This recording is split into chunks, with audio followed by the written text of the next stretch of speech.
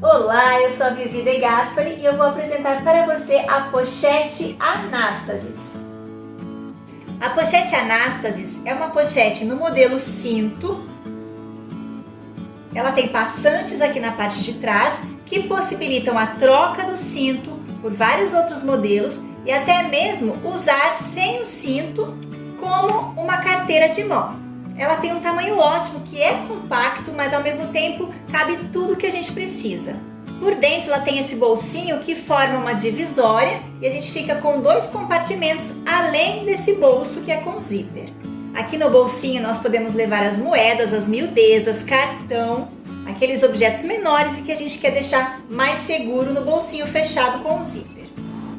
Aqui cabe perfeitamente o celular e ainda sobra espaço para colocar uma carteirinha, os documentos, uma chave, enfim, o básico que a gente precisa. Nessa aula você vai aprender a fazer esse bolso super legal, que é um bolso divisória, com as costuras todas embutidas, não vai viés nessa peça. Eu vou ensinar você a fazer os passantes e o cinto com fivela utilizando tira de couro, mas também vou te dar uma outra opção mais simples, do cinto feito com tira para a alça e os passantes costurados na peça.